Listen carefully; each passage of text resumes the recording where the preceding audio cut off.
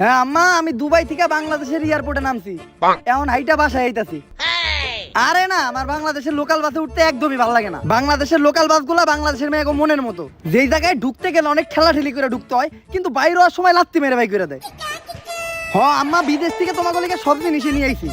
এই প্রবাসীকেও দুঃখই একটা, কখনো কেউ ফোন দিয়া জিগায় না যে ঠিকঠাক মতো খাইছি নাকি, ফোন দিলেই এইটা নিয়ে আইছি নাকি ওইটা নিয়ে আইছি নাকি।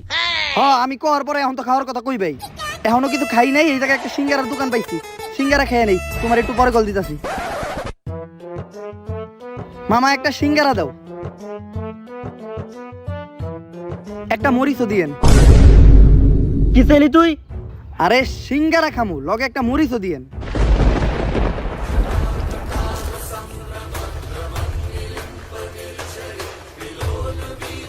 তুই কোন দেশের প্রেসিডেন্ট হইছ যে সামান্য একটা সিঙ্গার লগে তুই মরিচ খাবি? ওই ওরা ধরে মেম্বার সাহেবের কাছে নিয়ে চল।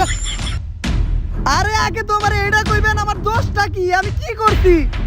মেম্বার সাহেব, ও মেম্বার সাহেব, সকাল সকাল তোকে কি এর এত ডাকাডাকি? রাত্রিবেলা ঘুমাইতে দেয় না তোকে মেম্বার নি, আর দিনের বেলায় তোরা কি হইছে? তোকে কি নিয়ে সালিশ? মেম্বার সাহেব সিঙ্গারা খাওয়ার লাগে মরিচ চাইছে। কি সামান্য একটা সিঙ্গারা খাওয়ার লিগে মরিচ চাইছে? দে মরিচার পিছন দে বইরা দে। না মেম্বার সাহেব, মরিচের পিছন দিয়ে বইরে দেন যাবো না, কারণ মরিচের অনেক দাম। যদি দিতে মন চাই তাহলে আমার পিছন দিয়ে দেন, ওটা বাইরে করে দইয়া আমি আবার তরকারি দিয়ে দেবনি। এই বিষয়টা নিয়ে আবার সালিশ হইতাছে কে? আমি তো সামান্য একটা মরিচই চাইছিলাম। সামান্য মরিচ মানে? বর্তমানে মরিচের যে দাম তুই জানোস না? বাংলাদেশের সাধারণ কোনো মানুষ মরিচ খাইতে পারে না। বাংলাদেশের হাতে গোনা কয়েকজন ধনী ব্যক্তি মরিচ খাইতে পারে। আমি আমার সমস্ত জায়গা সম্পত্তি বিক্রি কইরা শুধুমাত্র একটা মরিচের পাতা কিনছি।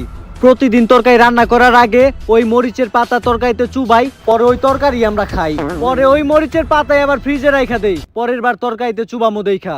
এইভাবেই চলতেছে বাংলাদেশের মানুষের মরিচ ছাড়া জীবন। কি বাংলাদেশে এত কিছু ঘটে গেছে? আমি তো আগে জানলে দুবাই থেকে স্বর্ণ না নিয়ে এই একটা মরিচের গাছ নিয়ে আইতাম। তার মানে তুই বাংলাদেশে ছিলি না? যা, এবারকার মতো তোর মাফ করে দিলাম। বাংলাদেশের মানুষের কাছে টিয়া পয়সা চাবি দিয়া দিব, জায়গা সম্পত্তি চাবি লেখা দিব, কিন্তু মরিচ চাবি একদম ডাইরেক্ট ভইরা দিব। তাই মরিচ চাওয়ার মতো ভুল দ্বিতীয়বার আর করিস না। ঠিক আছে মেম্বার সাহেব। কই গো মেম্বার নি, ডাল খাইতে মন চাইছে, ফ্রিজ থেকে মরিচের পাতাটা বাইর করো, একটা চাটা দেই। অনেক খোঁজার পর শুধু এক পিসি পাইছি। কই মালটা দে। আগে টাকা ধরেন, চেক করে লন মালটা ঠিকঠাক আছে কিনা। আরে এটা তো আমারটা থেকে ছোট। সাইন্টিস্ট, তুই যে টাকা দিছস এটার থেকে আর বড় পাওয়া যাবে না।